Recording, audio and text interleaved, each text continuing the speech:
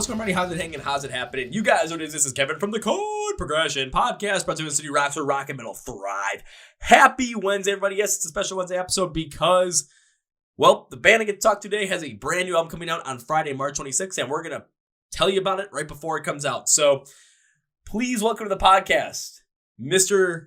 Jayden from the band Stepson. They are out of Australia. They have a brand new album called Help Me Help You coming out on March 26th, and this is one I'm super excited for you guys to listen to because you get to find out all about Stepson. We get to dive deep into this album. You get to find out all about Stepson, and let me tell you, this band has the potential to get up there with some of those great Australian acts as well that we all know right now, like Make Them Suffer, Polaris, Amy Affliction, Parkway Drive. They have the pedigree. They easily have that. And this debut LP shows it. So are you ready to hear all about it? I know you are. One of my favorite interviews ever. Let's go! Yeah! Well, ladies and gentlemen, boys and girls, listeners of the Chord Progression Podcast, this is one that I am super duper excited to bring you guys because when I got this band's music sent to me, I'm like, okay, let's check it out. Let's see what happens. After listening to one song, my jaw was literally on the goddamn floor. I was like, holy shit, whatever I can do to get these guys in the podcast, whatever I can do to get you people to listen to this album when it drops on March 26th, I'm going to make it happen. So please welcome from the band Stepson all the way out of Australia. Please welcome Jayden. So Jayden, welcome to the Chord Progression Podcast. Hey man, thanks Ace for having me. Thanks for being on. How's everything going on in Australia today? Yeah, it's raining as shit at the moment, but yeah, we're pretty chill. Like, obviously, it's hard to avoid the topic of COVID-19 and the pandemic. But thankfully, Australia's sort of, I guess because we're so isolated, we kind of got it under control. I don't think we have any active cases at the moment. Really? Which is, yeah, at least if they do, they're in like hotel quarantine because we've come back from overseas. But I swear I heard that on the radio yesterday. We don't have any active cases like in the community. That's freaking awesome, but it also does speak to the fact that, again, Australia can be more of an isolated country on its own due to the fact that it is an island versus over here in the U.S. I mean, all like there's the 48 contiguous states. Altogether, there's people traveling in between all of them, and they got stuff coming in from everywhere from Canada, Mexico. Not really Canada, though, because their borders are mostly closed, but for leisurely travel. But it's more open for a lot of different travel, so there's cases continuing to ramp up, but I think the day we're shooting this, I think active-wise for the state that I live in, the new cases active was under 200. Yeah. Oh, that's cool. It's like going in the positive way, at least positive direction. Because, yeah, for like a little while, like obviously we only hear like a little bit about like the rest of the world over here. But, yeah, for a while there, it seemed like America was really getting shafted by it. It all depends. It all depends upon like what I saw with the media was, especially in the media when I talked to many bands that are from outside the United States. Anytime you saw anything, it was always related to it was always related to either New York or to Los Angeles, the two largest cities in the country on two opposite ends. And the situations there were not good at all for a good majority of it. Some of the situations still there aren't good, but you go to different spots of the country, more in the middle of the country where I am, and it was like we had one. Right around November, it was getting pretty bad. But then after that, it was just like everything just fell off. And it was like, okay, now we're getting better. This is going well. And hopefully by, summer, we're able to get live shows going through. I'm starting to see more bands book stuff for late summer, early autumn. So I'm like, let's go. Yeah, dude. It's so cool seeing shows and tours get announced again. Like, man, it's the weirdest 12 months of my life where everything sort of just went away. I was like, what is this? It's really cool seeing it coming back, especially over in the States, because you guys have so many good bands and like so many of these like crazy tours, and it's been weird not seeing those lineups. It's been like, holy shit, I want to go to that. Yeah, that's pretty much what it's been. Cause I've just been like, I'm still sitting on a bunch of tickets from 2020 that I'm like, hey, can we get these going? I mean, the day we're shooting this, I was actually supposed to go see a show that got postponed from June, the day after we're shooting this. However, that got canceled. I was pissed because it was like Whitechapel and As I Lay Dying were supposed to play. And I'm like, holy shit, I want to go to that. Still have the ticket stub, though. And that has been posted. I'm like, you've got to be freaking kidding me. Oh, well. But once everything returns, once everything gets going back, this little thing called my wallet, it's gonna be crying because all of a sudden to see all these tours pop up, all these bands pop up that I've spoken with, talked to, all these bands I've learned of, want to see, and be like, okay, here's $20 here, here's $40 here, here's $60 to go to this show. All right, this show is 4 hours away, so I got to drive up there, see the show, drive back 4 hours, get home at like 4:30 in the morning, and fall asleep for an hour, wake up, go to work. Okay, I'm good with that. Yeah, dude. It's like, you know, I've always loved shows, always like loved like whether playing or just attending them. And I was thinking about the other day, I was like, I am never going to like take a show for granted again. I'm never going to just think, oh, I'll go to the next one that's coming through. Or like if I'm on tour, I'm like, you know, doing all these overnight drives and I'm so tired and I'm just thinking like, fuck touring, this sucks. I'm going to be like, I'm never again going to take that for granted. Hey, yeah, the whole entire the past 12 months have put it all in a perspective too, because there are plenty of times with shows that I could have gone to see, but it's like I had another obligation going on. There's gonna be times where I can't go and see every single show, but there are times where back in 2019 where it was I had tickets to go see a show, and I remember like I was not feeling up to it. I'm like, oh, I don't really want to go, but I spent money on the tickets. I'm like, okay, I'll drag myself there, see what happens. Every time I did that, it was just incredible. So I'm like, you know what? No matter what, from here on out, if I feel like I'm tired as all hell, I don't want to go see a show, but I bought a ticket for it, I'm freaking going because I know get that first song going, all of a sudden the mosh pit's going to form. I'm going to get right up there. If for some reason I'm kind of tired, nervous to get into it, I'm just going to tell someone to push me in. Once I get that first hit, I am off. Yeah. Hell yeah, dude. Well, because I'm not necessarily sure how much of my audience knows you, I always like to start out these podcasts normally with 3 questions I'm going to ask you, because 2 of them, very simple, very easy, no problem. The last one, oh, this one is always hilarious. So the first 2 is, 1, what is your name? 2, what do you do in the band Stepson? And 3 is my favorite, where I want to know a little fun fact or a little fun story about yourself. However, I love to hear the wackiest stuff possible that can make me laugh. I had a band on recently. I'm not sure if I think their episode's going to air after yours, but they told me all these stories about getting hit by box trucks, using bananas for certain non-banana-like things, a drive-by, where one guy threw a cup of urine out the window and it flew back into the van and hit somebody else in the van in the face. So if you can make me just bust out laughing, fall out of my chair, I'm all ready. All right, man. I'm going to throw my guitarist on the bus because he had one night where he was just stupid and so funny. Yes. He comes out of this really bad. I mean, it sucks for me too, but it sucks for him hell worse. But yeah, my name's Jayden and I play bass and sing in Stepson. And one time on tour, man, like we played such a cool show. Like we're feeling really good, and you know, we like hanging out, we like partying a bit. So we're like, cool, let's go out. Went out to like this bar, and our guitarist got so drunk, and he was munted. And he sort of got up and he's like, all right, I'm just going to the bathroom, I'll be back. We're like, yeah, cool. And we're just sitting around talking, like thinking about going to another club or something.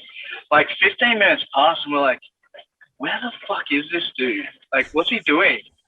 And I ended up going in the bathroom to look for him. And I shit you not, he's there lying on the pissy bathroom floor, holding his knee, fucking pants still down, everything full flare. And he's just like, dude, my knee is fucked. I was like, I don't give a fuck about your knee. Pull your pants up. What are you doing? And there's like people like standing around like that were at the show as well. Just watched us play. And now they're in the bathroom just like, let's go with this guy. And I was like, are you kidding me? But he was so drunk that like he couldn't even realize, like, or like he fully like ruptured an ACL in his knee or some shit, like pretty gnarly injury. But he couldn't like fathom anything other than that pain. So I've got like the worst secondhand embarrassment. We've got like fans there just kind of like looking at him laying on this bathroom floor, just dick swanging. I've had to pretty much dress the dude for him, pull him up, pulled pants up, threw them up, and just came out. I was like, man, you suck. You suck, dude. Yeah, so that was our guitarist, Benno. And I guess that's a testament of how close we are as bandmates. In hindsight, I should have just left him, dude. I should have been like, he's dead. Oh, I've seen plenty of times where go in college, and since I got out of college, like going to the bars with friends, all of a sudden someone gets a little too intoxicated, a little too drunk, a little too much sauce in them, and all of a sudden, they're passed out somewhere. And, well, they're sleeping, so you kind of just leave them there. You kind of just go to the next place. You bounce from house party to house party, bounce from bar to bar. And, well, sometimes you just got to do that, but when you're in a band, like, it's different, especially if you just got off stage, too, and then all of a sudden, people that just saw you on stage are looking like, what the hell is going on? And here he is, pissed drunk, just going, oh, my knee, my knee. I feel like he's like kind of like Peter Griffin, Family Guy, whenever he scripts, he's just going, Dude, that's 100% what it was like, but his pants were down. And I was like, so much secondhand embarrassment. But, like, the worst part was, like, his knee was cooked. But after that, he was kind of like, ooh, like, let's go to the next bar. He didn't get let in, but he was still keen to keep going. I was like, that's a soldier. Hell yeah, just keep moving on. I'm like, you know what? The party keeps going. I don't care how roughed up I am. I don't care that I literally tore my ACL. We're going to the next one. Yeah. So, yeah, there's plenty of dumb moments like that with us. Like, another time on tour in Sydney, same sort of thing. Like, we all sort of went out, but like somehow we all got separated.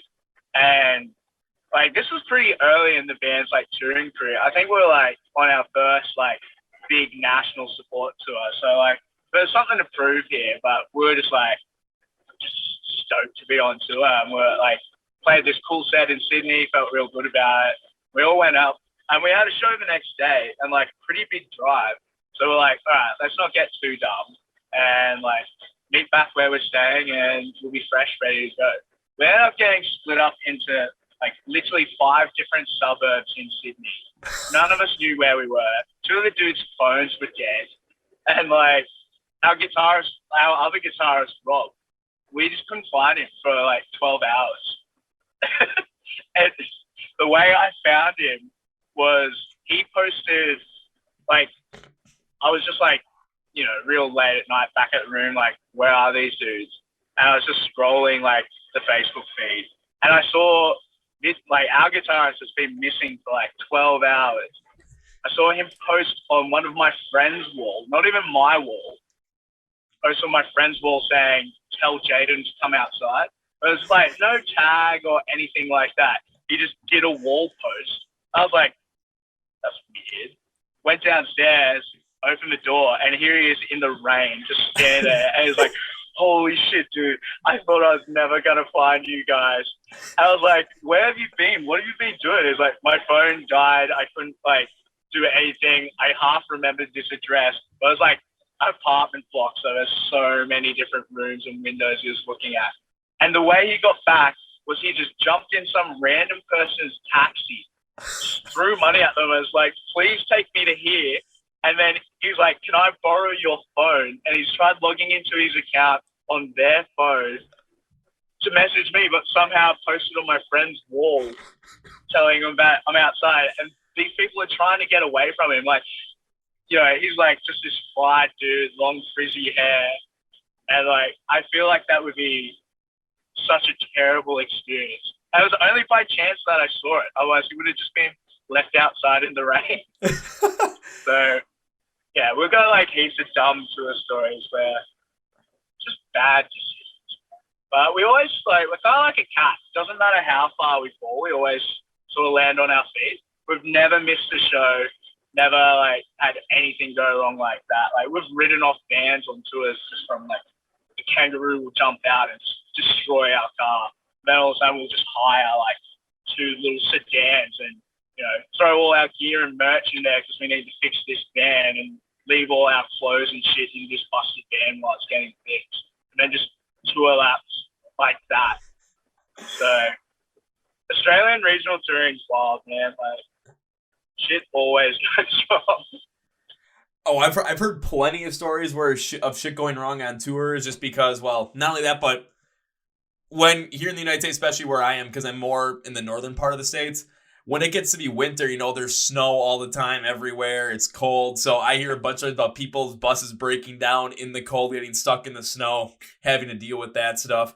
And I absolutely love hearing those stories because it's always like what you said. You got to land on your feet and got to figure out how you get to the next one because people are if you tell that story on stage, all of a sudden, hey, our bus hit a fucking kangaroo, got broke down, and we showed up here in 2 sedans, and we literally got here 20 minutes before the show just to play in front of you guys. Those people are going to remember that story forever because it's like, holy shit, they don't care what happens to them. They're going to make sure they get to the show as easy as well as they can. It's nothing's going to stop them, not even a kangaroo jumping in front and just completely destroying their van. Not even getting stuck in the snow like here in the States or the bus breaking down in negative 20-degree weather on the side of the road and it's 3 a.m. There's no one to possibly come and help.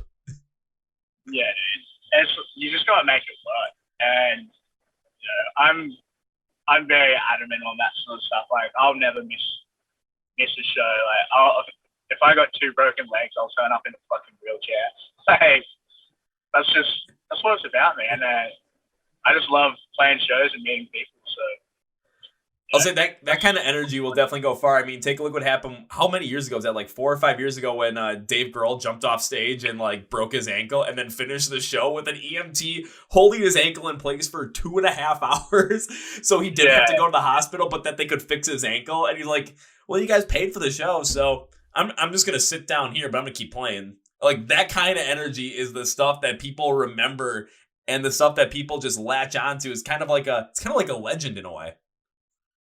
Yeah, and like it's an old cliche, but that's rock and roll, baby. Like that's what it's about. So we've done heaps of stuff like that. Our last tour, our drummer, like 2 shows in, he broke his ribs, and he finished the tour. And we're gonna like cut some of like the tougher songs where he's going skits, but as soon as he like played that first song and got into it, we'd like sort of look back and be like, are we dropping the next 2 songs? And be like, nah, fuck it, let's do it. And after that, he'd just be laying on the ground like, But yeah, playing drums with broken ribs sounds like it sucked. It looked like it sucked. Wasn't me though, so I don't really care. Well, it has to suck, but the fact of the other matter too is it's just like being at live shows as well, where all of a sudden you get going, you get playing, especially for someone like myself where, I'm not up on stage, I'm in the crowd, getting the mosh pit. When that first song hits and you get that first hit, or you're up on stage and you play that first note, the adrenaline just overtakes you, and any sort of pain that you might be feeling just goes away instantly. Hell, I've been to shows where all of a sudden, like I said, like I've been completely unenergized. There's some that I've gone to sick before, and again, pre-COVID. So it wasn't a big issue. Yeah. I'm just like, man, I feel like crap. All of a sudden, get in a mosh pit, take one hit, and all of a sudden it's like, if I was sick, like whatever I had just completely left me for 3.5 hours. It's like, let's go!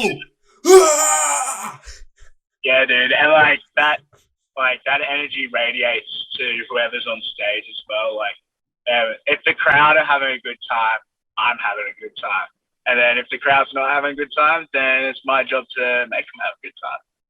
So, yeah. Oh, absolutely. It's like a feeding frenzy of energy because all of a sudden you guys are up there kicking ass. All of a sudden the crowd's getting into it and they're just building up, going crazy. All of a sudden they're getting more energized than you guys. And you're like, holy shit, we got to keep this up. You got to just keep, you got to like overtake the energy that the fans are giving. All of a sudden the fans are going to see it and be like, well, fuck it. We'll do you one better. And then all of a sudden you're just getting this crazy back and forth that in the end, everyone wins because then you have the most kick-ass show you could possibly have. I mean, my favorite shows from 2019, that's how they worked. It was just all of a sudden, the bands would go up on stage, and just the energy from the crowd was insane, and then the bands would just overtake that, and all of a sudden, here comes the crowd again, going even crazier. All of a sudden, the bands overtake that, and then, like, there was one time it was super-duper hot outside, like, super humid as well. Everyone's about to die, and it's just like, okay, can we get a break? Because I saw Rise Against, and all of a sudden here comes Tim Mackerath out with the acoustic guitar. He's like, I'm gonna play two for you, and everyone's just like,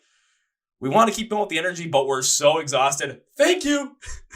Yeah, dude. Well, like every good band, like knows that you can't just be balls to wall the whole time. Like you gotta have your rises and falls. I like to think of like whether it's listening to an album or planning like a live set, what songs you're gonna do. You want it to be a bit of a roller coaster. So you want your like rises, then you want the massive peaks, and then the falls, and then every now and then just throw in a random loop just to trip everyone out. So that's like my little analogy for that sort of shit. I was gonna say that makes sense too, because on Help Me Help You, you guys definitely did that, because listening to it, I was like, holy shit, here comes the energy. All of a sudden you get to I Wish, and I was like, okay, this is definitely taking a turn for the different that I wasn't expecting. Yeah. And then all of a sudden, 2 songs later, you get to Come With Me, and I'm just like, oh, fuck yeah, here we go again. Yeah, that's it, man. Like, that's, I'm glad that, like, that translated through, because that's definitely something we really wanted to achieve with this album. Because, like, I don't know, I feel like, especially, like, an album, it's different to EPs and singles where, like, you have that extra room to play with a track listing, and you can really make it, like, as I said, like a roller coaster or a sort of journey. So I've like listened to too many albums where it's kind of like, here's the singles at the start, and then the rest is fill up, and it's like, that kind of sucks. You know, we've always been and we've always been a big like band that's real big on like, we don't want to make the same song twice. And, you know, you don't want to just punch out the same sort of riffs and the same breakdowns, stuff like that. So we like doing weird shit. And, you know, you can see that in our music. And when we were putting together the track listing of Help Me Help You, I think we, like, kind of nailed it. I think you guys did as well. And especially when taking a look at one thing I do whenever I go through an album, like when I super duper deep dive into it, which is what I did with this one, because I want to do a whole YouTube album review on it as well right after I heard it. So I've got a whole entire Word document up right next to me that's 17 pages long, just going through every song. So I'm like, okay. One thing I always start out with, of course, is looking at the meanings of these songs and going through the meanings as well. And it's like they all had this very cohesive, to me, it felt like they always had this very cohesive center ideal. But it was always looking at maybe a different aspect. But if you looked at the same aspect, you were looking at it at different perspectives within that song as well. And using different tones and different styles of music to kind of influence your own sound, to kind of build these songs off of that. It really took this whole life of its own. And again, did absolutely hit on that fact that, you know, it's a roller coaster. All of a sudden, you're going to go balls to the wall at some point. But also, you're going to pull it back at times to really give the listener just a different take on something. It really has this whole entire feeling of, when I got through the whole entire thing, not going to lie, after trying to deep dive into the meaning of the whole entire album and all the tracks, like, I was reevaluating a bunch of stuff from, like, previous moments in my life. I'm, like, rethinking certain things. I'm like, holy hell. What the hell am I actually like? What the hell is going on? Like, I've heard songs do this, but the last time an album did this to me probably was, and I even said Holy Hell beforehand, but I'll say it, Holy Hell by Architects. Like, the last time an album like really like made me rethink a lot of things in life, like, it was 2018. This is 2021, and you guys did it again. I'm like, how the fuck does this happen? Yeah, that's sick, man. Thanks. We like the way we sort of like write, especially like rock with these lyrics. Like, everything's super raw, super personal. Cause like, I don't know, I just don't feel like, it just doesn't feel genuine if you're singing someone else's story. You know what I mean? So like, our lyrics are always super like personal, really raw, genuine. But the way we try to deliver it is so it is relatable. Like, while these songs are like about very specific moments that have happened in our lives, the way we try to deliver that is so anyone can be like, holy shit, dude, like, this reminds me of this point in my life, or, you know, this song wrote about me, kind of thing. And yeah, it's like something that we're still like working on and always developing, but I think that's like a big important part of the band, and why so many people like do relate to the songs on a more personal level, rather than just being like, yeah, that riff's sick, or that chorus is hella catchy. Like, these songs, people are like, oh fuck, like, that song actually means something to me. And I just remember being that kid growing up and like delving into albums, reading like the lyric booklets, and just knowing everything there is to know about the album. And that was something I sort of always carried with me. So I hope that's what happens with our album anyway. Well, I think you absolutely made that happen on this album for a couple of reasons. One is something I always bring up in the podcast. I tend to bring it up a lot, especially when new music comes around. It's just because when it comes down to really putting your own personal self in there, that's the best way to go about it.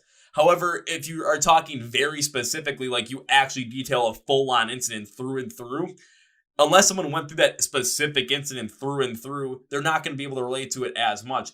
If you're talking about a specific instance, but you sort of make it a little bit more general with the lyrics, a little bit more metaphorical at the same time as well, but you're still talking about that very specific thing, more people are going to be able to connect with it based off the emotion of the lyrics, the motion of the vocals, and just how the instrumentals sound. It really just creates this whole entire feeling where people relate to that just based on a psychological and emotional basis.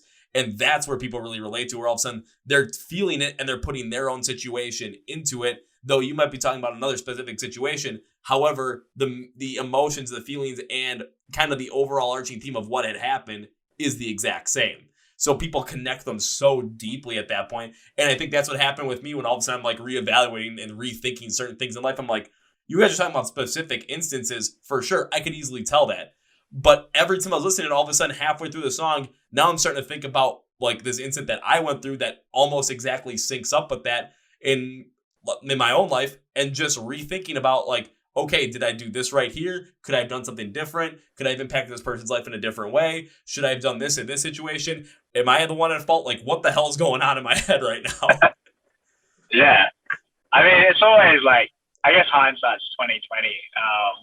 And you know, it's cool. Like, I like music that can bring up moments in time, even if they're not necessarily like super specific to you at the time you like hear that song. They can always like take you back to that time. I guess that's what nostalgia is. So like, I think it's kind of cool that while this is a brand new album that's coming out in 2 weeks, I think just like some of the subject matter will have that sort of nostalgia effect. Oh, it absolutely will. And I'll bring up one song specifically, and it is one of your singles with Deeper Sleep, because there was a line in like the first, second verse that just stuck out to me.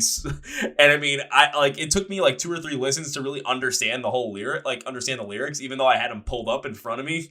But like, just it was like waking up in tears, disgusted to touch me. I don't know what I did, but I'm too afraid to ask you. And I was just like, it took me back to a specific time 4 years ago where I'm like, I literally went through something like this where I didn't know what I did, but I was too afraid to ask it because I was too afraid of the answer and the ensuing fight that would have happened from it. And now I'm just like, what the hell was I thinking? What the hell was I doing? If I go back to me being 22 years old, I'd kick my ass left and right now. Yeah, dude. Yeah, that's really cool to hear. Cause like that's literally what we aim for. So it's cool. Like, you know, as I said before, if a song can go past like having a cool riff or like a big breakdown or a catchy chorus, if it can go past that, it's more memorable and sort of sits with people. And yeah, that's what we want. Like, the more people listening and like going back to this album, the better. Oh, absolutely. Because I'm gonna go back to Deeper Sleep as well. Like, there's a clean part that would potentially be the chorus as well that just really sticks out as like this giant hook for the whole entire song. Even though it's really quick, it really does make sense. However, again, the thing that I connect with the most is that section of the first, second verse. Where all of a sudden you have that line in there, and then the unclean vocals that follow suit with it because of how brutal they are. They're just so in your face, more of that like hardcore punk rock sound. I'm just like, what? Yeah. You guys literally, it felt like, again, it felt like you guys had taken like a movie of my whole entire life at this point, studied it and put it in there. Even though you guys are talking about your personal experience. I mean, if you're talking about your personal experiences and then I'm able to relate to it that heavily, and there's gonna be other people that relate to it just as heavily as well, it's literally like you watched a movie of so many people's lives and picked apart these moments and created a song that's gonna connect everybody in these instances. Yeah. And you know what's funny? It's like that's not the first time I've heard that as well. So it's really cool. Like, to be fair, even I, like, when the band was like still forming and working out, I had pretty much the exact same experience. Whereas like Nick, like, he was like, yo, dude, I've like, our old bands broke up or whatever. We like, that's how we all met, just through like old bands that we were in. Because we're from all different spots of Australia. So yeah, like, all our old bands sort of broke up, and then Nick sort of hit me up and he was like, hey man, I've got a couple of songs I've like wrote on guitar and stuff. Do you reckon I can come up and demo them with me and my housemate? And I was like, yeah, dude, like, come up. He did. I was like, oh yeah, the music's real cool. And then Brock Brock was the guitarist in his old band, and he's like, oh, like, can I have a crack at singing on it? And we were like, can you sing? Like, and he's like, I don't know, let's give it a shot. So he wrote some lyrics and came up and demoed it, and that song ended up becoming our first single, which is called Leak. And I just remember like listening to the song and going through the lyrics, and I was like, holy shit, dude, this is like, as you said just before, this is like a like scene for scene movie of my life 2 years ago. And then as soon as that happened, I was like, boys, I think we've got something kind of special here. And I was like, yo, like at the time I was just like helping demo the songs. Like I was like, oh yeah, like cool dudes, whatever. And then after that, I was like, yo, like I want to be in this band. Let's do it. Like let's make it a thing. And that's how the band came together. Probably would have been a very different story. Like if I didn't have that experience where I was like, Rock, these lyrics that you've like put to this music were like scene to scene my life. So it's cool. And it's cool that like, you know what, we're like in the 6th year of Stepson now, finally getting around to our debut album. It's cool that like that impact is still there. That same impact that hit me is now hitting you with Deeper Sleep and stuff like that. Yeah, and I'll put it this way, it's not even just with Deeper Sleep, it is with pretty much every single song, just because of the way that it hits you, the way that it takes a look at certain things, the way that it just, again, because there's certain songs that I picked up on, like I said, where it seems like they look at the exact same premise, the exact same story. However, it's like there's 2 characters in these stories, and in one song, it's looking at this, like character 1, but in the other song, it's looking at character 2, so you're getting 2 completely different perspectives, and it's kind of interesting because you might have been on the receiving end of it. So when you're listening to what it seemed like what the other person went through, it's like, holy shit, that's what was going on. Why didn't I recognize this? Why didn't I realize this? What could I have done to be different in that situation? But then you hear the following song where it goes the exact same route, but all of a sudden it looks at what you went through and you're just like, oh, now you got these completely different perspectives on everything. And potentially, I mean, this is an album that could literally make people reevaluate, like rethink certain things in their lives and just kind of restudy them to essentially become better versions of themselves. Yeah, man. And that's what we all strive for. I think it's a really cool thing, like when anyone connects to a song, let alone like our song. But like you touched on it just then, like the fact that, you know, 2 completely different people with different experiences can relate to like these songs, but have those completely different, like they're both like, man, this song's my life, but they're on either end of that story. So that's cool. I've never even really thought of that until you just brought it up. I was like, hang on, that makes hella sense. Yeah, because like again, I was going through these songs. It's like, okay, because like when it came to trying to like figure out like what I thought would be like the core meaning of the album, like there was like 3 major like topics that were covered. However, it was like they had a little bit of pieces that went off of them, and then they had different perspectives that he went off of those different pieces. So it's something where again, everyone is gonna be able to listen to songs, really get into them, and really relate to them in a certain way. But they're gonna listen to another one, and all of a sudden they're gonna see the other side of it, and potentially, you know, maybe they were even on that other side at a point, and then you fully realize that you've been on both sides of that issue, and next thing you know, you're going to figure out, okay, if you're ever in that position again, how does that make you feel? And you're going to be able to reevaluate it for yourself and understand where to go from there. Or if you're in the position if you're in the other position and the other person's going through it, you know, you're able to potentially help them out. You're potentially able to just create this whole entire helping system of humanity at this point. And that's all through just listening to Help Me Help You. Like the whole entire album, just listening to it, you'll be able to pick that up. And the instrumentals are fucking kick-ass the whole entire way through. Yeah, well, I mean, that's kind of where, like, the name of the album comes from as well. Like Help Me Help You. Like, it's right there in the title.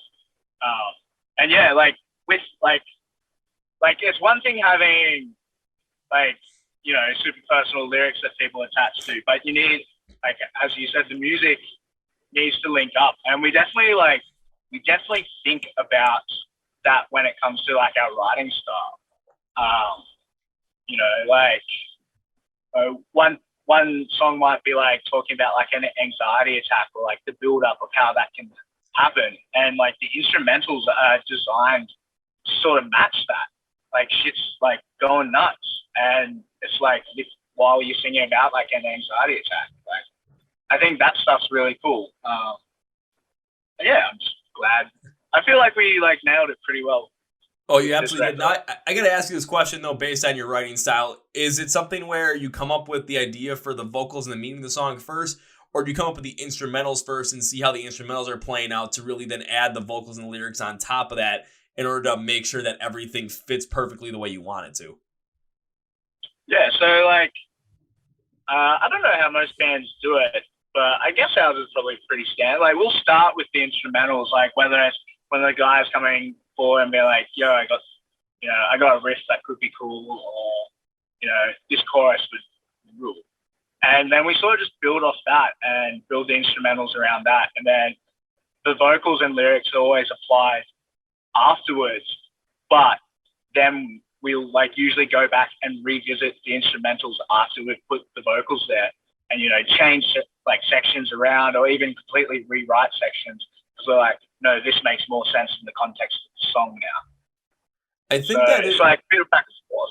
I think that is pretty much more of like a standard practice, especially in more of the rock and metal and all the subgenre variety as well, because you start with a riff, you start with a chorus, start whatever it is, you build off of that, and then you come up with where you're feeling like where the instrumentals are going for, what are they trying to describe, what is the feeling that they're giving off, and then you come up with an idea for the lyrics, come up with an idea for the vocals, then you put it all together, and then you see, okay, maybe this piece doesn't work out, but if we try something like this, all of a sudden you put it in there, and then you got something that just perfectly syncs up with it. Or maybe you have something that all of a sudden doesn't sync up with it as much as the first one did, and you go back to the drawing board and you just keep working on it to the point where you get something that you completely enjoy, that you completely just feel really describes what you're trying to describe within that song, all based off of that, all started off from, hey, this might be a cool chorus. Hey, this riff might literally just kick somebody's fucking ass in the pit. You never know. I mean, I played it and all of a sudden it just kicked my ass. I'm like, holy shit, I want to bring this to you guys, see what happens. And all of a sudden, boom, you're starting to build the song. And next thing you know,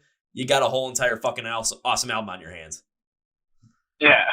Yeah, our songs either take 2 days or 2 months. Like, it's weird, like our writing style. But sometimes stuff just works. And sometimes, like, we do a lot of stuff in studio as well, which, we'll go in with like half a song and be like, well, I guess we'll just work it out in the moment kind of thing. And I think that's cool. It definitely like at least keeps stuff nice and fresh. And so far, so good. Like we haven't really shot ourselves in the foot yet where we've gone in the studio with like half an idea and then came out with shit. So I'm assuming that'll happen one day and then we'll be like, all right, back to the drawing board. But the key is all of a sudden if you do something like that and all of a sudden it comes out like shit, you're like, okay, let's not go forward with that one. Let's try something completely different. Yeah, exactly. It's just like, just bail, dude. Just bail. Oh yeah, just cut it loose, man. Just end it right there. Yeah. Well, we actually did that with a song on Help Me Help You. By no means it was like, it wasn't a bad song, but it just like wasn't a good song, if that makes sense. Like, it just seemed to, I don't know what the word, boring isn't the right word, because it definitely had its interesting parts, but I just didn't really feel like it fit the album, and we ended up like just scrapping it. We're like, this is a good song, and definitely if we release it, there'd be people who are into it, but to us, it wasn't like, we will never release something that we don't feel super strong about, or something that we really care about. Like, we don't really care if like other people don't dig like one of our songs. Like, you know what a mixed bag Help Me Help You is. Like, there's bound to be songs on there that people don't like. Like, the metalcore kids are probably going to be like, what the hell is I Wish? But that's the cool thing with the album. There is something there for everyone. But yeah, like we'll never put out a song that we wouldn't stand by. And that happened on the album. There's 2 extra songs that we had recorded that we just kind of scrapped. One was because Benno just wrote in a weird free-form time signature, and Brock and I were just like, this doesn't make sense. And then, yeah, we're just like, what is this? It sounded pretty to listen to, but like when you tried to make an actual song, you're just like, this is dumb. But yeah, then we had another song which like was a good song, but we're just like, didn't make the cut. I think that's important. Like, a lot of young bands might miss that mark and just be like, oh no, like, it's a finished song, it ticks all the boxes kind of thing. But if you don't really back a song, like, why would you put it out? Why would you expect anyone else to back it if you don't? Oh yeah, that's totally understandable. I mean, that pretty much goes for anything. If you're not gonna fully back it, why put it out there? Because then if you put it out there like half-assed or it doesn't feel right, all of a sudden you're gonna put it out there and you might get a complete negative reception off of it, and then you're just gonna feel resentful towards it because you put out a half-assed product. I mean that happens. I've seen that happen in music. Happens all the time in the business world. Happens everywhere. Yeah, exactly. We've all got those bands that we used to love, and then, like, as they got older and stuff, they just started putting out stuff that just really didn't hit the mark. And I hope that never happens to us, because we'll always maintain that standard of, like, if we don't really stand by it, then it's not coming out. We're not just going to tick the boxes. Oh yeah, and I completely understand what you're talking about that. Where I mean, there've been bands that in the past I've liked what they come out with, and all of a sudden I've listened to some of their newer stuff that came out in 2020, so that came out in 2021, and I'm sitting here thinking, man, I really am not the biggest fan of this. I do try and understand where they're coming from with this, and like if I'm gonna do an album review, like I did one with when Asking Alexandria came out their album in 2020. I didn't care for it, but I tried to understand why they went about it the way they did. So it's like, if I don't like it, I know that I don't like it because of what I like. However, at least I understand the move they made. Same thing with what happened with You're Welcome by A Day to Remember. I wasn't the biggest fan of it. There are pieces of it that I liked, but overall I'm like, this really isn't for me. However, I'm over the past couple of days, like I've been continually going back to it, like trying to understand why'd they do it on this song, why they do this on this song, why they take this route, really trying to figure out to really be like, okay, if I ever end up having a chance to talk to the guys, then I want to talk about why they went the route they did, instead of being like, oh, I wasn't a fan of this. Like, no, I want to really understand why you guys did it, and I'm not going to bash them for it ever. It's just like, I just want to know. Yeah, exactly, dude. I fully get that as well. And you're exactly right. Like, people that just say, yo, this sucks. It's like, it's such a elementary take on music. Like, you can't be a real fan if that's just how you handle it. Like, I'm fully with you. Like, you got to listen to it a few times. You may not be into it, and that's totally okay. Like, you don't have to like anything, really. But at least, like, give it a chance. I feel like too many people jump on trends where they're just like, oh, everyone else says this sucks, so I'm going to say it sucks. It's like, and, like, be original, at least try to understand why you think it sucks. Oh, absolutely, because that's one thing I always thought about whenever I do anything. Like, if I'm going to talk with a band on the podcast, and if say there's something in a song that they made that doesn't make sense to me, or that I'm not the biggest fan of, I'm not afraid to say it. However, if I say it, I'm going to give the context behind it, so it's like, you understand, like, if I'm going to say something, everyone understands where I'm coming from and why I think that the way that is. However, if it's something that I may have missed, if there's something that I may have, like, subtly just had, like, completely skipped over at that point, I'd love to hear about that stuff, because then it's like, okay, now I rethink about what I had thought about this song or this album based on certain things that I know. Is it going to change my opinion? You never know. It could be the same way. It could completely change it. It's you don't know. But if you're just going to be like, oh, it sucks, because I've had people say that certain things, like when I ask them, it sucks. Well, why? Like, can you give me a concrete reason why? If they just say, well, it sucks, I'm like, well, I'm not even going forward with that, because it's either you just are saying it because you're saying it, or you really didn't. You just listened to it once. You're like, oh, it did fit exactly what I wanted. So, nah. But there's also times too where it's like, I've seen people, like, with certain bands, like, they just latch on to it. It's like everything they do is perfect. Like, my favorite bands, like, I listen to all their stuff. Like, there's some stuff of theirs that I don't like. That doesn't make me. It doesn't, like, it's not that I'm not a fan of them. It's just there's certain things of theirs that I don't like. That's just the way it is. Yeah, exactly. You just got to be open to the experience. And, like, even with, like, Help Me Help You, yeah, there's gonna be stuff for, like, those metalcore kids. There's gonna be certain songs where they're just gonna, just drool over. Then they're gonna get to I Wish, and they're probably gonna be thinking, what the hell is going on here? But again, it's all part of the album. It's all part of the experience. You got to immerse yourself in the whole entire thing. You might not like it overall as the whole entire song, but when you listen to it through the album and you really try and understand it, you're really trying to understand how the emotion of the theme really works within the instrumentals, works in the vocal tones, works in the lyrics, how everything works together. You might not fit your sound, but you might understand it. It might hit you in a way that you never thought it would have. Exactly. You go ride that roller coaster, baby. I'm like, Well, I was gonna say I'm like what was I, say? I was trying to think of some like weird like like guru kind of guy like, but I don't know. I'm kind of out of ideas right now with like Yeah. trying to relate myself to who I could be in this situation. Like I'm the all knowing something. I should give myself like a Yeah. nickname. Gandhi, mate. Gandhi. I don't think I'm that peaceful though. I'll put it this way. I could be, but I don't think Gandhi would jump into a mosh pit. That's just what I think. Yeah, probably. The metalcore Gandhi. Yeah. That might work. So I gotta ask a little bit more about Help Me Help You, because from the little, I gotta check this out because I had it pulled up. Oh, wrong window. There we go. Because I think on the press release, again, I saw that this was supposed to come out in 2020, all set, ready to go on a European tour. However, of course, fucking COVID happened and it like completely just threw it off the rails. So I gotta ask, when COVID happened, what were you guys thinking about, especially with this album with a postponed European tour? What was going through your mind?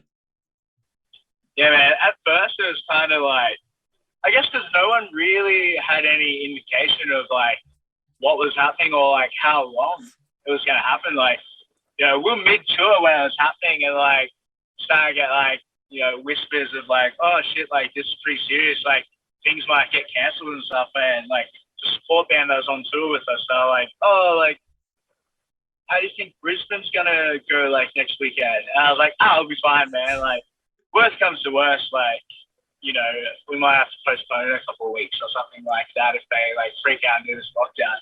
Then like, 13 months on since that show, we're like, oh shit, like that's nuts. It kind of sucks for us because like we just put out Run, like literally like a week before the whole world went to shit. And that was like meant to roll into like the album. Like I think on the Friday is when like Australia went into like a nationwide lockdown. We had flights booked for the Saturday morning to shoot a music video Saturday night, Sunday for Deeper Sleep. Oh. So like we missed it by literally a day. And then like we live across a few different states. Like our drummers at the bottom of Australia down in Melbourne. The rest of us are in like northern state of Queensland. And yeah, like thankfully, like our label Sharpstone Records, they were super supportive. But like it's up to you guys what you want to do. We are like kind of mid-release, so if we are gonna like delay it, we kind of have to make that call now.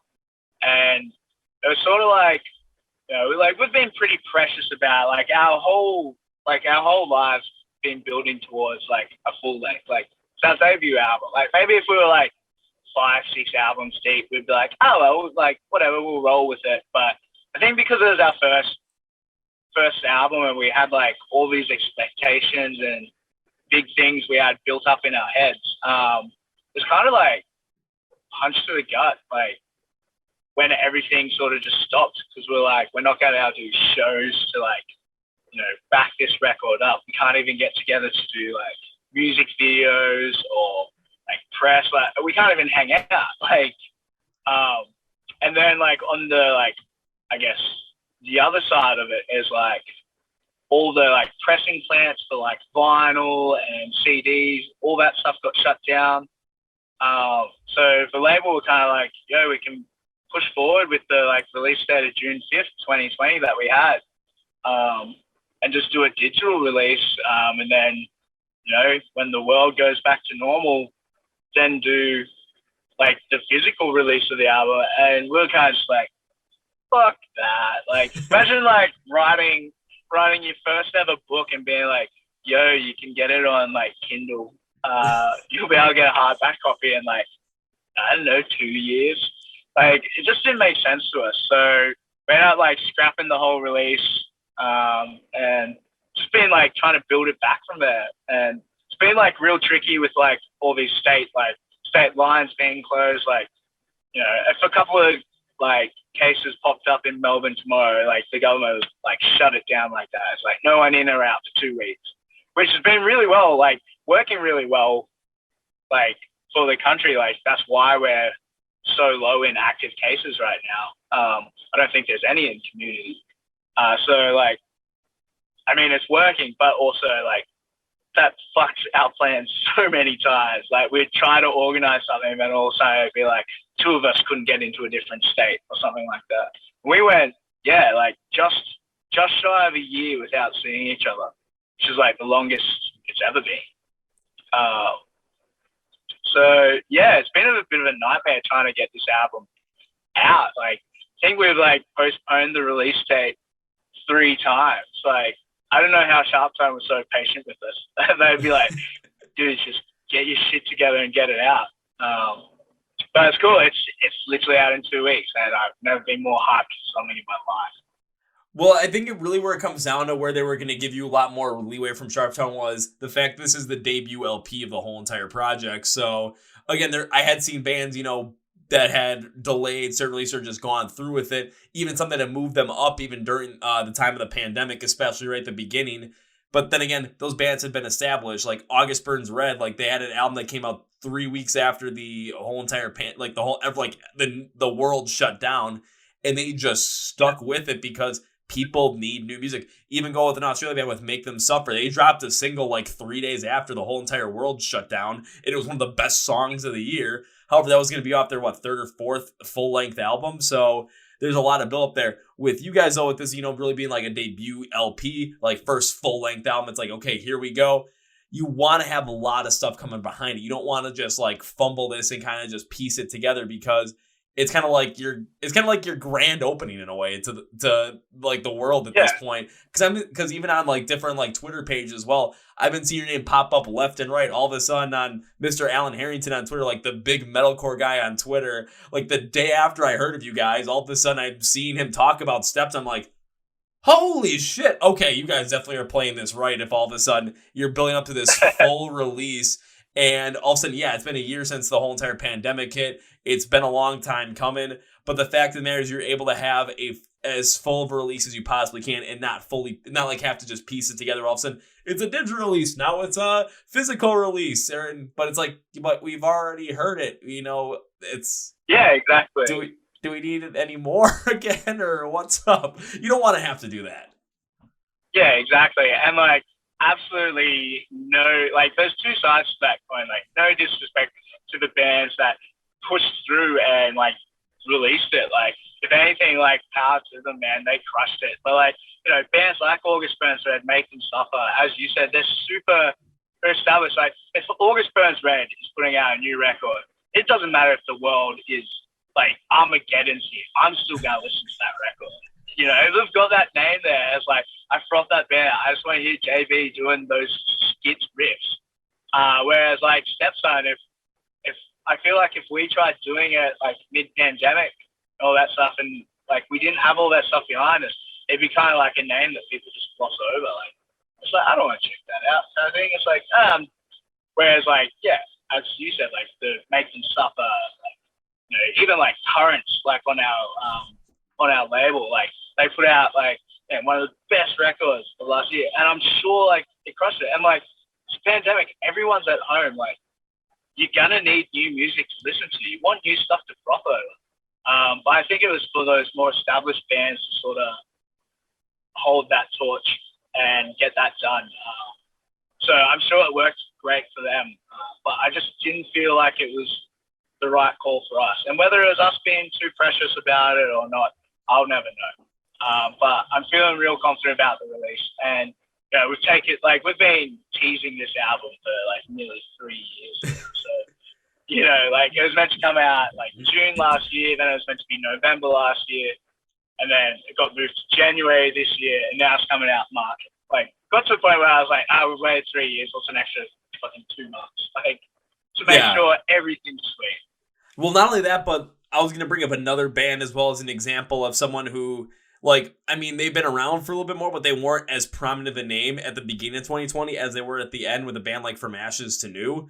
But it's something different with how they were able to approach it, was because they were able to shoot a music video for a song and really, like, take the idea and center it around the pandemic. So when they released it, people really were able to latch onto it, and they were able to get together at certain points as well, crossing state lines, maybe not the when you probably shouldn't have, but you know what? I think they did it anyway. But it worked out to their advantage because all of a sudden they were into building up this gigantic following online from the rock and metal community just based off of some of the stuff that they were able to pull off. And I think a lot of it is because they had the material to already do it. They only had to shoot a couple of extra things. They only had to go around a couple of certain avenues to really make that happen. Where with you guys, again, I don't think you guys are being too precious because, one, this is like the debut LP. This is the big thing. Like, this is the big, coming out party of this is Stepson. Go fucking listen. So you want to make sure that it's done the best way possible. And even if it was somewhere you could have had it come out, let's say June or November, but were able to like build up the press behind it with certain things. Yeah, easily. It could have been done. However, you're taking the information you had in hand, you're taking the materials that you had in hand, and we're making the best decision for yourself at that time so that when you were able to get to this full release on March 26th, everything you wanted for this release is going to be there. Yeah, exactly, man. I'm feeling like super confident in our decision, and like, I would hate to release the album and not be able to hold it in my hands. Like, it just didn't make sense to me. So I'm just sorry, it's 2 weeks away now. It's because of like the pandemic and the whole process. It's like for a good while there, it felt like it was never going to happen. Hey, like, sort of like mid-year last year, like I kind of spiraled because I just felt like, my dreams being ripped away from me through like no fault of my own. It wasn't anyone's fault. It was this freak thing that sort of never happened before, at least in our lifetime. And yeah, there was a little like dark period where it was almost looking like, like the sad reality of the pandemic is a lot of people's favorite bands might not come back from it, or at least never in the same capacity. But thankfully, we're stronger than ever now, and it's going to be sick. But yeah, that uncertainty, like, it's scary, man. That uncertainty is absolutely killer as well, and that is something that I'm going to be interested to see what happens once all like live music is able to return. Just seeing the bands that are able to come back and see the capacity they're able to come back with as well, because there are probably certain acts that I saw, back in 2019 playing some of these major venues where all of a sudden, just because of the pandemic, they might be playing some of these smaller shows with like 200-300 people at a local bar, maybe a couple miles away, instead of at the big venue here in Milwaukee, Wisconsin, where, you have like 3 large stages in one building and it's fucking awesome. Yeah. It's like, well, I kind of hope that, I can see as many as possible, hope that everything returns in full force, hopefully after like a year when bands are able to start retouring again. However, we'll see what the hell happens. But I do understand that to the point where, you're going through this, the pandemic hits through no fault of your own, and it's kind of like your dream is sort of being ripped away at this point because you have this debut LP to really just launch the band into the next level. And all of a sudden it's like, here comes this worldwide phenomenon that just shuts down everything, completely shuts down the music industry in terms of live music, and no one knows what the hell to do. But continuing to just stay strong throughout that as well, and understanding, this is going to end at some point. We don't know when, but hopefully it's not too long. We just got to ride this out and hope that it works. And again, man, like I said, after listening to Help Me Help You, holy shit. I mean, listening to it, I can't wait to see what happens when all of a sudden looking on Twitter on the 26th and just seeing people just like start talking about, because it's just going to be like, okay, what, wait, and it's going to be going through like stumbling through this with their, not something through this like, oh, is this song good? They're going to be something through their mind trying to like keep up with everything, because their mind's going to be going so many different places, realizing so many different things, all the while they're listening to some of the best music I've heard in 2021 so far. Like, they're just going to be just freaking out, man. Yeah, dude, I'm kidding. We like doing that. Like, we kind of like fucking with people. Like, in 2016, we're like, oh, we need to do something like new, but like, we don't want to do like a full release. And like, we pitched the idea of doing like a stripped, like Stepson stripped back, like acoustic thing. But we're kind of like, everyone's kind of done that. Like, it's nothing new, nothing fresh. So we did an EP, a 3-track we called The Beautiful Lie. And it was just like real electronic, ambient, slowed down. Like, it's still like unapologetically Stepson. Like, lyrically, like the vocals, and, the music to an extent. We just traded in the distorted guitar for like nice clean reverbs and all that stuff. And like for the most part, everyone loved it. Everyone was like, "Holy shit!" Like I didn't know this band could do like this sort of music.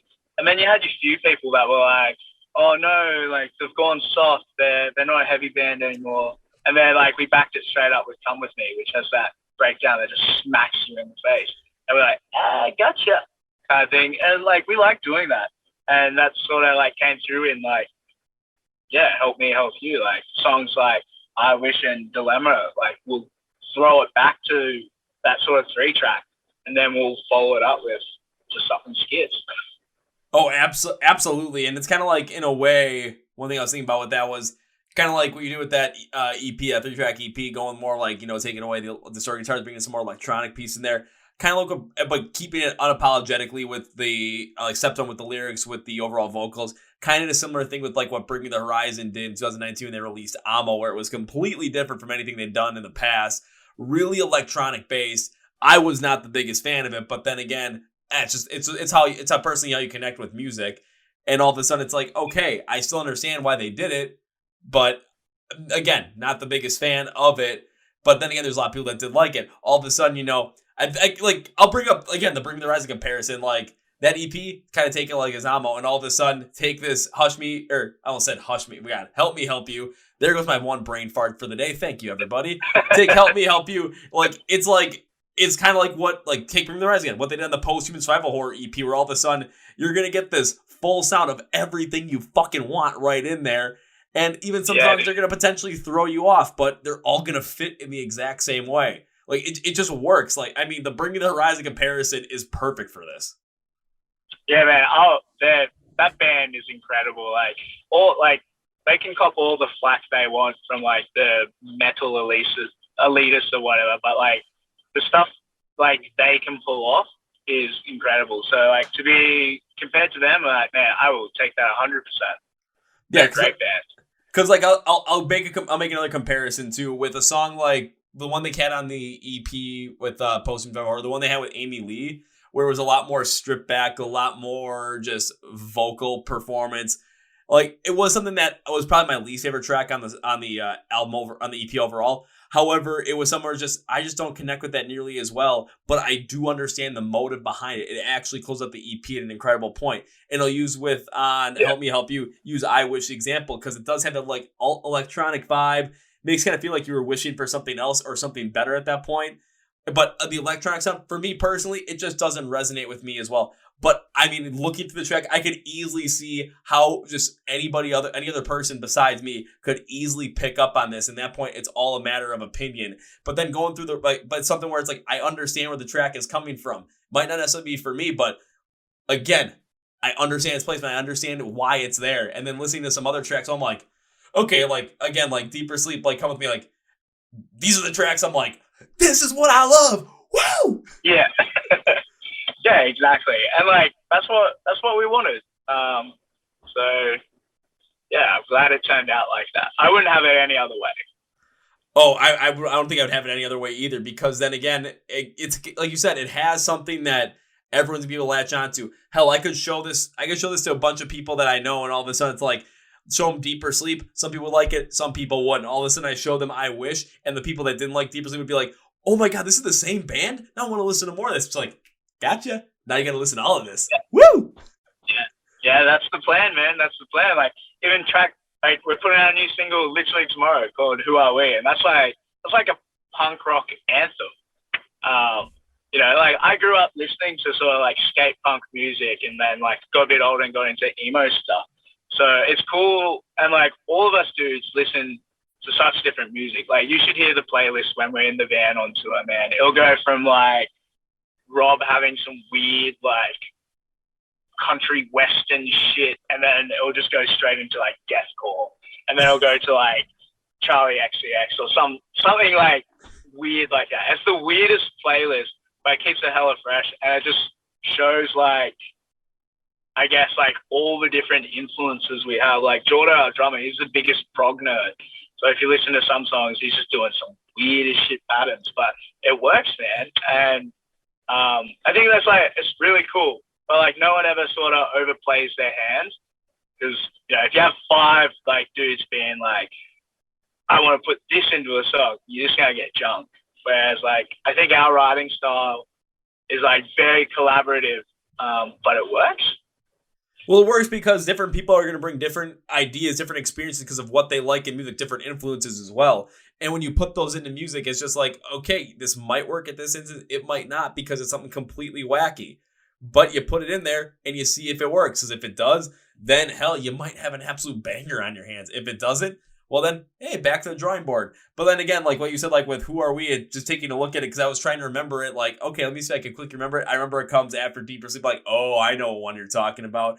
And bringing that whole entire skate punk style, like, I could easily tell just jumping in from the verse, I'm picking up on a huge Blink-182 influence right then and there. So I'm like, okay, I can definitely see where you guys are going with this. And compared to the first 3 songs on the album, it's a lot different from those 3. However, it all fits it overall and how the overall album construction is and how the overall tone of the album is. And then you go the entire history of you where you kind of bring back some of that harder kind of style. Then you go into I Wish and it's just like, again, it's that roller coaster of emotion that you're going through when listening through this album. You're really going to feel all these different highs and lows at different points. It's not going to be somewhere it's, pedal to the metal, balls to the wall, your head's going through something like a window every time. It's not going to be that way. It's going to be a full-on experience. Will you want to jump through a window and go absolutely nuts and like start a mosh pit in the street with some of these songs? Yeah, I've kind of almost done it before. Yeah, sick. I actually got pulled over by a cop a couple weeks ago, and I had Deeper Sleep rolling, and he actually asked me what the song was and where you could find it. I'm just like, oh, let me tell you something. Yeah, that's sick, man. Tell everyone. I hope I get pulled over by a cop and be like, hey, man, while you're writing me this ticket, check this out. Like, I'm glad he was a metalhead too, because because of that he also dropped the severity of my speeding ticket, all because of it. So I gotta say this, thank you. Yeah, dude, we gotta look out for each other, I've also done this a couple of times too. Ever since I heard some of these tracks too, I've had a couple of friends. I was over at a friend's house and they were showing me their playlist on their phone. They're like, hey, can you add some stuff to this? And I was looking through everything they had in there. I'm like, oh, I'll add some stuff to this. And 2 other people gave me their phones like, yeah, just add stuff. All right, this took me, like, everyone's at a party. We're drinking. We're having a good time. I'm behind the bar for like an hour and a half with my old ass iPod because I still download all this stuff. I still buy it all because that's what I want to do. I want to support as many people as possible. But I'm like looking through everything I have. I'm just like, okay, we'll put this here. We'll put this here. We'll put this here. Once I got to Stepson, I'm like, I literally said this to myself. Shit.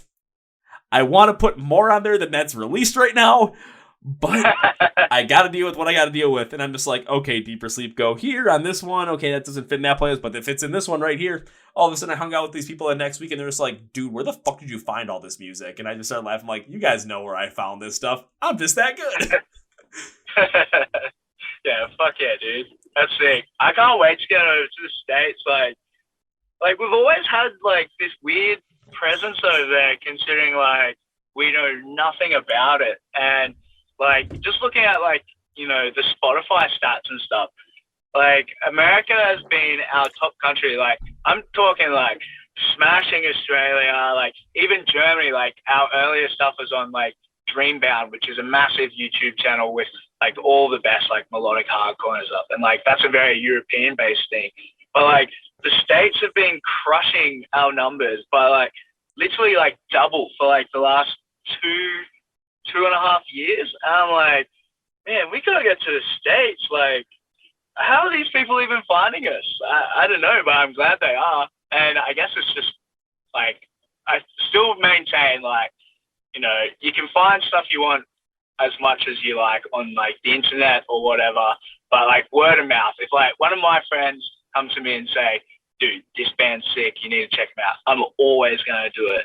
So, like, it's still the best way to spread the word about music. Like, you can share as many Facebook statuses as you want, but, unless you actually, like, really hyped on shit, people aren't gonna care. Yeah, or it's like, you can share Facebook status as well. It's like, if you just, like, share something where it's like, oh, hey, I'm just going to put this here and we'll just see what happens. So there's a lot of times where all of a sudden just, like, people might just gloss over it. But if they really respect, like, who you are as a person, they really love you, and all of a sudden they're going to see these music recommendations. They're going to say, oh, I might just go forward and try this out. But nothing is better than all of a sudden being face to face with that person and just telling them about this stuff, because all of a sudden, if it's something where it's like they really respect your opinion on music, they're going to look at you and say, okay, I want to check this out, because if you're talking rather big about it, I want to take a look at this. That's what my friends with all those playlists, that's how they started listening to Motionless in White, because one day I walked over to their house, and I was wearing a Motionless in White t-shirt. They asked me what the hell it was, and one guy started listening to Eternally Yours, and he's like, what the hell is this? This is incredible. I'm like, oh, there's more. Keep going, buddy. Keep going. And now they listen to it. You're going down the rabbit hole. And now they listen when they work up. They're like, dude, give us some more of this stuff. So I'm like, okay, let me go to this place. Alrighty. And I pretty much just added half of Ice Nine Kills' discography right on there. I'm like, you guys will love this then, because that's how I went about it. And we're added some more other metalcore stuff as well, some other gothic stuff as well. I'm like, okay, just sprinkle it in there. Also, Deeper Sleep, you guys are gonna like this, so we're gonna put that right there too. Yeah, just slap that one right in there. Just right in there. Just slide it in. Yeah. But I'll put it this way, it doesn't surprise me that in the States as well, that you guys are having something, especially on when you look at the Spotify streams as well, because even though in the States right now, when you take a look at what's really popular in terms of pop culture, you're going to be looking at pop, you're going to be looking at hip hop and rap, and some of that pop country as well. But there are the US, it's a large country with a lot of people. There's a vast musical difference in a lot of places. And when it comes to rock, hard rock, heavy metal, metalcore, punk rock, whatever it might be, the sections of what's really coming up is smaller, but it's something where it's not necessarily smaller. It's just not necessarily as known to the media or known to pop culture as other places are. Because you go to a state like Florida, Florida's its own freaking animal where they just do whatever the hell they want. I mean, they've had bands come out there like A Day to Remember, Under Oath, and they just go absolutely crazy. You go up to the northeastern part of the United States, it's the exact same thing, and it's a lot of the bands that come out there. You go to Texas, it's completely different, but they also love that hard stuff as well in a smaller area. You come to the Midwest where I'm in, you go to Milwaukee, Wisconsin, Chicago, Illinois, Minneapolis, Minnesota. Holy shit. I've seen some of these crazy ass shows just from there, and it's just basically because people love the music. You might not hear it on social media, you might not hear it on the radio, but all of a sudden you're seeing these shows and they are freaking packed. I'll bring up an example. There was a pop art at the music venue here called The Rave. There's the ballroom level, which is holds up to 3,000-4,000 people. There's the club level, which has potential 1,500. Then the base level, which maybe holds about 1,000. The pop artist on the top had maybe sold I want to say half of it out. The alternative rock band in the middle had probably sold about half it out. They couldn't move the bands from the basement up because of who was already booked, but the bands in the basement sold out that show in 10-20 minutes. And it was, I'm trying to think who was on that bill. It was Awake at Last. I think Make Them Suffer was on the bill, but they weren't playing in Milwaukee that night. Light the Torch, Fit for a King, and the headliner was Ice Nine Kills. And they sold out the fucking, they sold out this thing, and they wanted to move it up, but they couldn't because there are already acts there. I saw Motionless White and After the Barrel. They were supposed to be in the basement. They moved them up to the club because no one was there. They sold out that, and they wanted to move up to the bar, but someone was there instead. So well, we can't do that now, but I'm seeing it happen right here, where it's still a huge and heavy thing. It's just not talked about in pop culture. Yeah, dude, it's definitely just going off that. It sounds like heavy music is alive and well in America, and it's cool because I feel like our little tight knit community just hella supportive and for a genre that typically gets fuck all mainstream press, no radio, all that stuff, and for bands who absolutely crush it to be selling out those sort of rooms, and then above them and pop stars are not even getting close. You're well, man, we've got something special here, and eventually the mainstream will wake up. But yeah, I don't really care if they don't. We've got our own thing. It's cool. We can let them just do whatever they want. I'll even add this too. It's there's bands that just do these mass. You look at the bands that do these massive tours, and I'm not talking about bands they're playing these stadiums. Okay, stadiums, and you look at the bands that are doing it, and typically it's still rock and metal bands. I mean, in 2020, Rammstein was supposed to come over here to America, and they were going to do all stadiums, and they all sold out. But, of course, everything got pushed back. Rage Against the Machine, their comeback, selling out all stadiums as well. These are huge. Metallica consistently does that.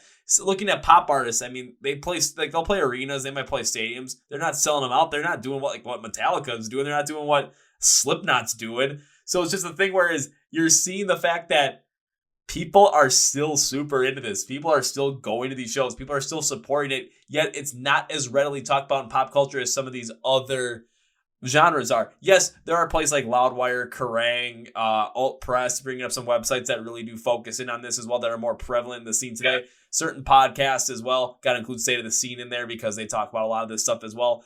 However, it seems like they don't get a lot of press, but there's a lot of people that read that stuff. There's a lot of people that listen to this stuff. There's a lot of people that focus in on this stuff. And when you go to live shows, you see it. Yeah, dude. And I think that comes down to like I know it, you know it. We've been to that many shows. It's like that live, like that energy from a live show is just unmatched, man. Like you can't catch that anywhere else. And that's why, like, people are saying like rock is dying, but like, man, rock and heavy music will never die. Like as long as people continue going to shows, because like. And it was the same thing for me. Like I went to my first ever heavy show. Like I wasn't even like that. Like I was more into as punk rock kind of stuff. My first show was Parkway Drive at Byron Bay High School, and like they just blew me away, man. Like blew me away, and I was just like, I want to do that. It was just like that life-defining moment, and it's like just that energy that you can't get anywhere else, and. Even to this day, like I know it's been a while since we've been to shows, but like even to this day, it's like you still can't match it. I've done heaps of shit, and still nothing will beat the feeling of like live music, especially like heavy stuff. Oh, I can absolutely agree 100%. There are certain concerts I've been to that like those are literally life-altering experiences and life-changing moments as well. There's certain things where it's like I can point back to just when certain things in life started to change, all based upon like if I like on this day when I went to go see Rise Against, all of a sudden things changed after that. Things were not going well. Things were going horrible, and I needed something just to like get me back. I don't just let me forget about how horrible my life had gotten.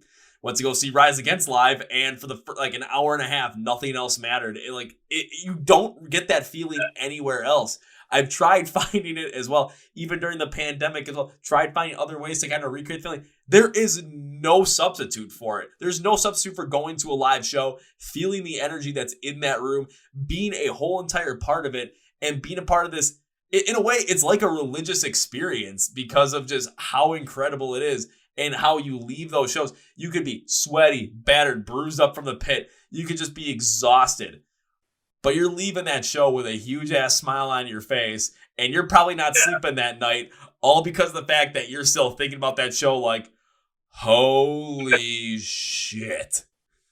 Man, this is going to be like hype for when shows are finally coming back. I'm like, oh man, like, let's go. Like, it's going to be soon. You guys better find a way to come to America too and just like experience the scene here, but also go over to Europe as well because I know they're much more prevalent in it, especially more pop culture wise. My plan is at some point, maybe hopefully 2021, hopefully in the September-ish, head over to Europe and see a lot of bands that I've talked to over there, see what the scene is like over there, and just take it all in, just enjoy it. And because I hear it's a lot fucking crazy over there too. But still here, you get a lot of crazy stuff happening as well. And man, like, I know you guys are planning to go over to Europe too. Like, go over to Europe and come to the US as well. Like, do both. Yeah, man. It's definitely on the agenda. Like, when we're, because like, we're signed to Sharp Tone Records, who are doing like crazy good things. Like, obviously, like an American-based label. And like, sort of when we were talking to them and working out the deal and stuff, because we're their first Australian band that they actually have signed everywhere, like worldwide. Like we've got two other Aussie bands like in Polaris and Alpha Wolf, but Alpha Wolf and Polaris are signed to a different label here in Australia, and then Sharp Tone sort of have them everywhere else. So we're their first Australian band that they have everywhere, and they kind of said they're like, we wouldn't sign an Australian band, and like they're so good. Like they're like, we believe in the music so much. We love the band. We want Like, we wouldn't sign an Australian band if we didn't want them to go everywhere. So it's on the cards. We've got the European tour booked. It's happening November this year. Should have been November last year if the pandemic didn't happen. Who knows, man? If the pandemic never happened, like, we could be doing this interview face to face. Like, yeah, I don't know. But yeah, hopefully, probably not this year. I don't know. It's still a bit weird, but hopefully 2022 will definitely be coming to the States. I know it's something that we'll do anything we can to make that a reality. So yeah, and I guess it comes down to our American homies as well. No one's really going to take the risk on this Australian band if there isn't talk over in the States about this band. No one's talking about us. These big American bands doing these cool tours that could bring us out as a tour spot. They're going to be like, why would I bring them out? I can just get this sick ass band from Milwaukee or something. I mean, that is definitely possible, but one thing with being on with Sharp Tone as well, if they're gonna focus on an Australian band that they fully believe in, and one of their other bands that they have is Polaris after what happened in 2020 with the Death of Me. Holy shit. I mean, that's a great precedent lead up there for you guys, just because it's okay, you saw what happened with that. Now take a look at what's gonna happen with this, and people are gonna feel that exact same sound, because as much as I'll put it this way, as much as I like the entirety of The Death of Me, I thought that your record was better than The Death of Me. Oh, really? That's a big call, man. That's a big call. I'll definitely take that. Cheers. And I'll put it this way: I did a whole entire rundown of my, I always do top 10 favorite albums of the year at the end of the year. I think The Death of Me came in at number 5 or number 4 last year on my overall rating list, because I love them. There's one song on there I still think was the best song of the year, with a song called Above My Head. Just holy shit. There was that moment, I remember I said earlier, there's that album that just makes me reevaluate certain things. There are certain songs that have done that since then.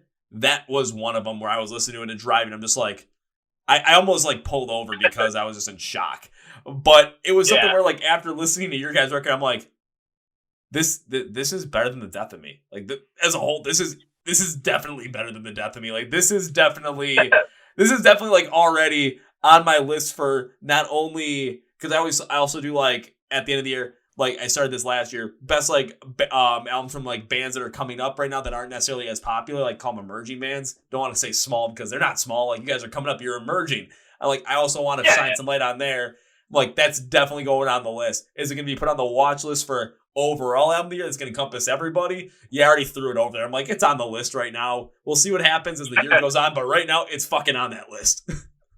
Yeah, sweet. Yeah, the year's still young, but yeah, hopefully we have that longevity and we can charge through right to that the year. I'm keen to see, I guess, because we keep coming back to it, because every song is so different. Man, the thing we're all so excited about is seeing these social media comments and seeing people share, and just hearing what people's favorite songs are.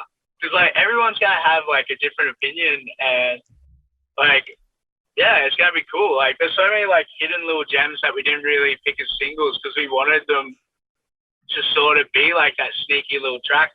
Learning to let go, the song that we opened the album with, we're that could have been a single, but we'll leave it as just the thing.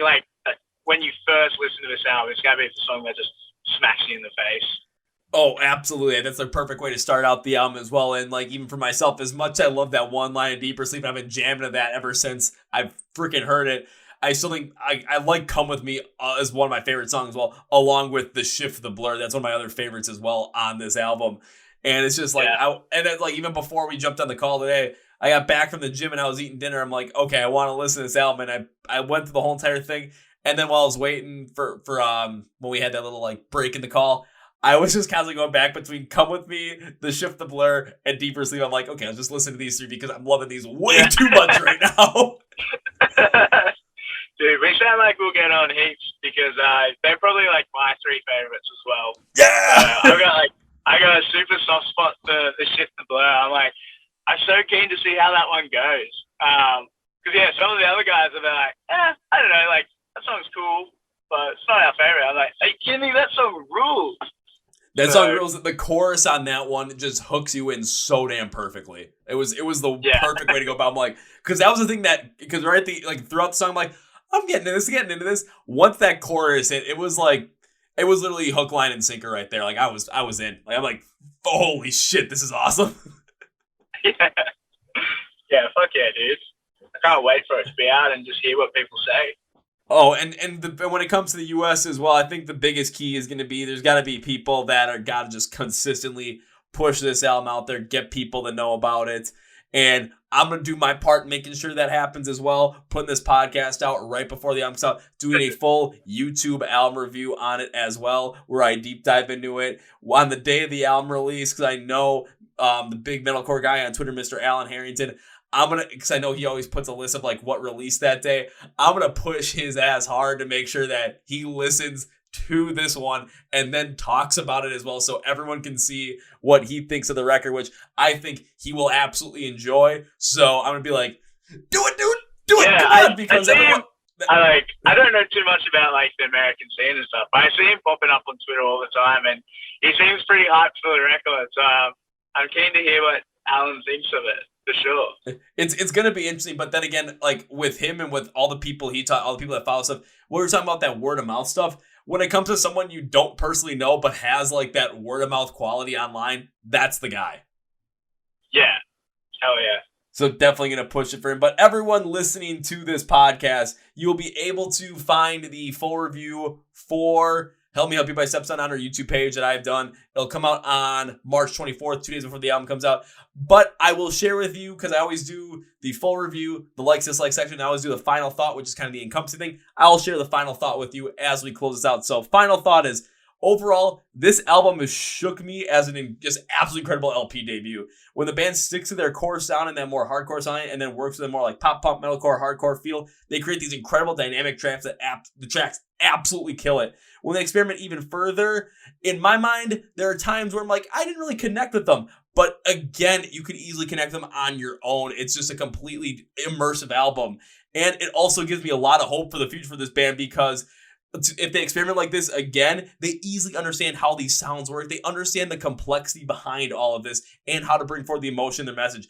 And when it comes to an LP, this is a fantastic start for this band.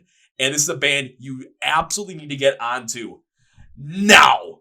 Not tomorrow, not the day after. If you could go back to yesterday and do it, definitely do that.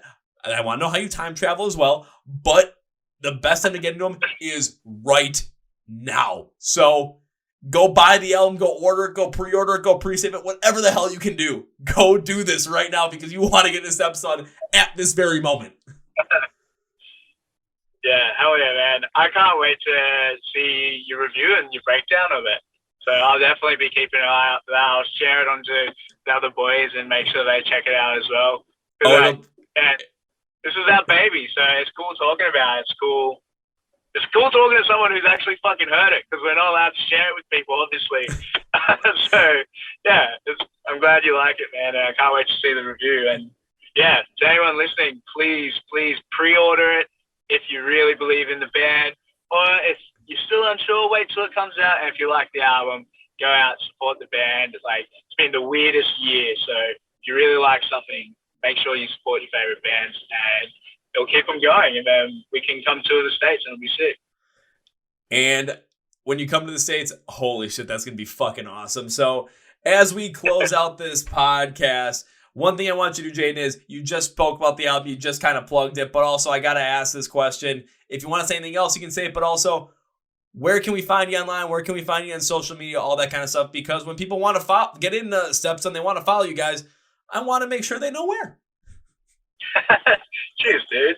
Well, the album's available worldwide via Sharptone Records. You can just go to our website. We try to keep it super simple. All our handles for social media is just Stepson Punk. You can't forget that, right? Stepson Punk. Website's www.stepsonpunk.com. We've got all our shit on there, like whether it's tour dates, merch stores, like new music, social media. So if you want to have a squiz, that's the easiest place to go for sure. Totally understandable. And now it is my time to close the podcast with 3 big things. 1, You just heard where you can find all this stuff. You heard you can find Stepson online, where you heard you can find their website, their merch, where you can find the album as well. But also, I know you guys. I know how economics works. I know you want the convenience factor of it. You're like, instead of just typing this in, can we just get a link to click on this and just go right to these things? Yeah, I got you covered. Go to the description of the podcast, whether you're watching on YouTube or listening on Spotify, Apple Podcasts, Google Play, iHeart Radio. You'll see Find Stepson online. You'll see the labels. You'll see the links. All you have to do is click on it. I'm making it like a one-stop shop, easy as possible for you guys to follow them on social media, pre-save their album, check them out on their website, buy some merch. I had to say that for emphasis. And just go from there. Honestly, go from there. And now, the second thing, Jayden, is this is something that I like to promise bands that I absolutely love having in the podcast. This happens a lot because I love having so many bands in the podcast, and this is absolutely part of that. So this is not an if. This is not an if. This is a when. When Stepson either comes to the U.S. and plays a show that I can get to, or if you're over in Europe and for some reason I'm over in Europe as well and get to a show, or if I travel to Australia and get to go to a show, whenever I see you guys play for the first time, here's my promise to you. First round's on me. Oh, yeah, dude. We'll keep you, hold you to that one for sure. But then we'll get you back. We'll get the second round. That sounds fair? Then does that mean I have to get the third? Sounds good, right? I don't know. We'll just do it until we're all black out. That's what I love to hear. Alrighty, so we got that plan set in place. So Jayden, in all good conscience, because I cannot end this podcast with goodbye because that seems like the end-all be-all thing, which clearly this is not, because I'm following Stepson. I mean, pretty much your whole entire career at this point, because this LP is fucking sick. And we also have the agreement of first round's on me, second round's on you, and then we'll see what the hell happens after that. So I can't end this with goodbye. Gotta end this with my favorite thing. See you later. Yeah, man. I'll see you later. Well, folks, this has been a review with Jayden from the band Stepson. And my God, is this band fantastic. You have to check out this brand new LP. Pre-save it, pre-order it, whatever you can do. Buy some merch from these guys. They're fantastic. Again, links for everything in the description of the podcast, wherever you're listening or watching, along with the fact that, again, it comes out on the 26th, comes out on Friday, March 26th, 2021. You got to go check this out. Easily an album of the year candidate right here. So go check it out. And on that note, that's going to be for me, guys. Thank you for watching, listening to the Chord Progression Podcast. With us, Rocks for Rock Metal Thrive. Please follow us on everything. Links description below. My name is Kevin. And you guys know how I end every single way. That's with a big, healthy, and hearty. See ya! Yeah!